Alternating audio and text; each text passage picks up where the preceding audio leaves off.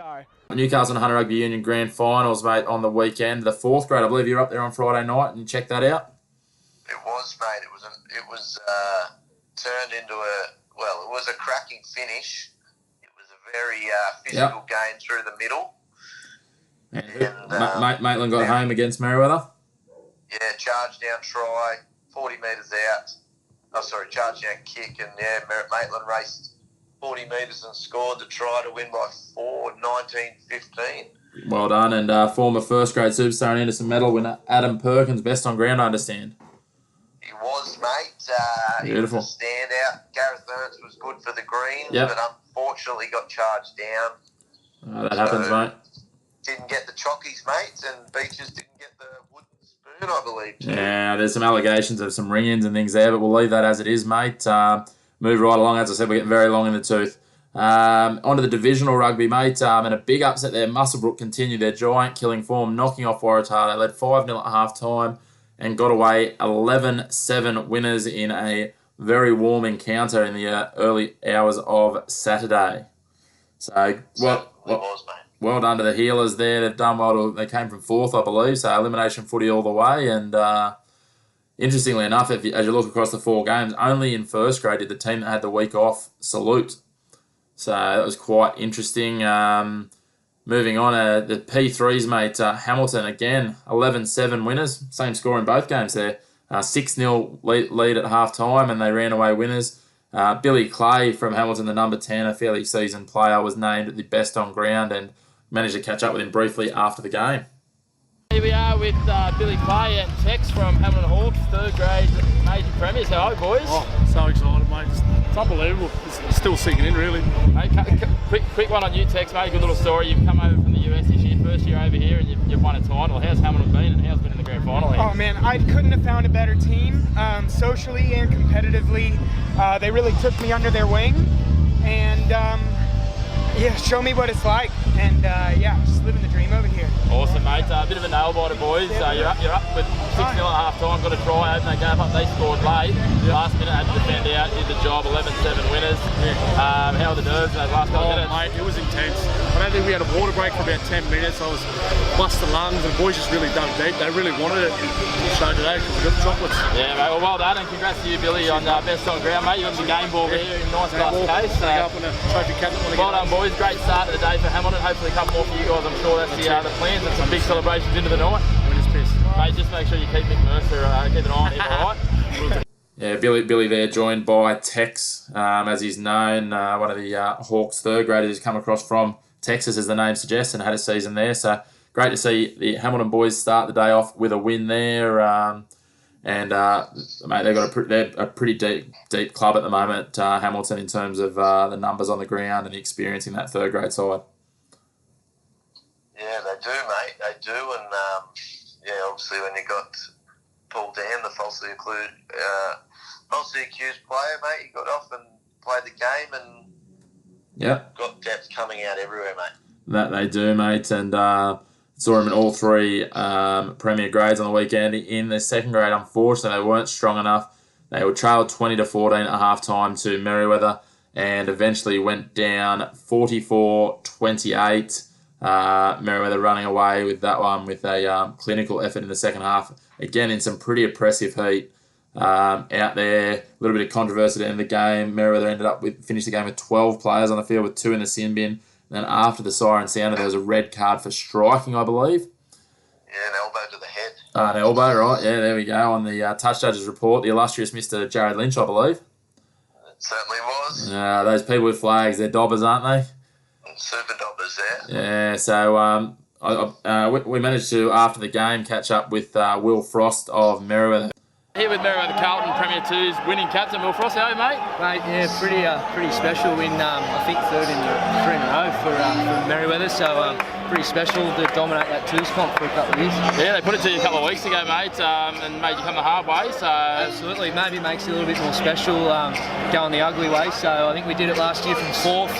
We were minor this year, but lost that first one and made it that extra bit special. So yeah, good feeling. Yeah, mate. You knew coming up against Hamilton, it wasn't going to be an easy one. You guys came out of the gates pretty hard and set the pace against a fairly experienced side. Absolutely, mate. It's credit to them. They've got 3 teams in the GF, and they're a special club. But in saying that, our first and seconds are unbelievable. So yeah, credit to Hemo, but it shows that we're going to do something pretty special too at Merewether. So. Yeah, definitely, mate. 2 teams in. Unfortunately, first didn't get the win, but you guys got the win. So I'll leave you go and enjoy it and go and paint Townsend green, mate. Thanks a lot, mate. Thank you. And there he was, Will Frost. It was interesting, mate. I'm talking with a couple of the Hamilton boys. It was obviously a little bit disappointing. A couple of blokes that we know reasonably well. You know, they're starting at the end of the career, and whether or not they go around again, the likes of Rowan Kelly, etc. It's disappointing probably for them that they didn't get the win, but Merewether outplayed them. It was very interesting talking to our mate Mick Mercer, mate. The breakaway, he played in 3rd grade and got the win, and then played 2nd grade and lost. He said he was a bit sort of mixed emotions would be an understatement, I think. Yeah, it is. It's tough. Especially if you get all 3 and then one don't get up. But, mate, some clubs don't get any. So lots of clubs didn't get any this year. It's a credit to, I suppose, how good Hamilton are. But Merewether were the minor premiers. So, they've been pretty good competitors all year. And, they were just a better team, mate. That they have. And I think Will touched on it either in the interview or off camera. He certainly thought the fact that they had to play that extra week, that smartened them up a little bit and probably helped them in the long run. And it quite often does, especially in the lower grades where the players, aren't necessarily at that same level of preparation and professionalism. Certainly having to play every week versus having a week off where you sort of just cruise along can make a big difference. However, the week off did not affect the runaway minor premiers in Premier 1. The Hamilton Hawks, they led 10-5 at half time. They got away 20-12 winners. Tries to Geraint Weaver and Dane Sherritt. They just outclassed them, and fortunately the game wasn't ruined by anyone throwing out lots of yellow cards or red cards. No, mate, it wasn't. I think they really starved them of the ball, and they come into their own, especially that second half. About that 10-minute mark in the second half. Maitland, they made a lot of errors, but they really starved them of the ball and couldn't really count. It was probably, maybe 4 or 5 times, if that, in the whole 80 minutes they actually got in that, red zone, the 22 zone of Hamilton. Yep.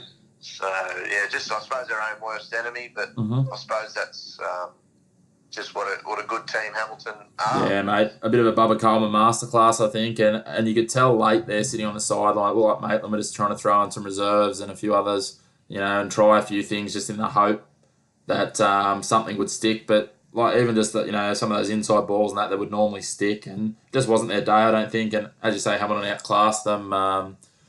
A great display from Hamilton as a unit. Tom Coop was awarded the John Hipwell Medal. A lot of people question that one. I'm not sure, we talked about it off air who awards that, but I think Kirisomi Lalala was probably my best from seeing what I did of the game and then going back and watching the replay. Well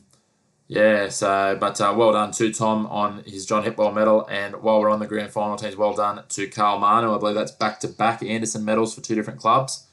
And I believe the last person to win back-to-back Anderson medals may have been the one and only Steve Merrick. It was, mate. It was, and the one before that was Cyril Burke. It was. Yeah, only words out of my thought process, mate. Only the 3, mate. Yeah, I've done my research. So, well done to Hamilton. 2 out of 3 grand finals, a very strong effort. Nice to see 3 different clubs win across the 4 grades, and good to see one of the sort of less usual suspects, I guess, in Muswellbrook getting a premiership. I think Hamilton may have a couple of those players that don't carry on, and Maitland, they're building. I think over the next year or 2 that they'll certainly be amongst the front runners again. But you just never know what happens. It's a funny old competition, the Newcastle and Hunter Rugby Union. Yeah, the grapevine's certainly gone into overdrive, mate, as far as player movements and stuff. But I'm hearing a whisper that I did see some allegations on Facebook that Willie Say's going to Singleton. He's trying to complete his jersey collection. Yeah, I did see him on a little trip on remember the Carlton's silly Sunday, mate. Yeah, he did. I believe he did appear at the Burwood Hotel. Yeah, well, that's the allegation. But there's a few rumours I'm hearing tossed around. I'm hearing a whisper that one Adrian Delore might be heading up the valley as well, mate. Yes, I did hear that on Saturday night too, mate. Speaking of that, mate. Speaking of Saturday night and rumours, there's a few people, few people that fans of the show, you might call them, sending in some photos of one referee at one winning Premier Rugby team's after-match venue. Yeah, the Sunnyside mate called in for a drink on the way home. Couple of lemonades. Yeah, mate, that's right. I normally call in at the winning team for a drink and probably fortunate after we went to the Mary Ellen, mate. Probably fortunate that it was Hamilton. You didn't have to drive all the way to Marcella, mate. You might have to stay at my house. Yeah, I'm sure Davo would have picked me up, mate, and taken me up there with him.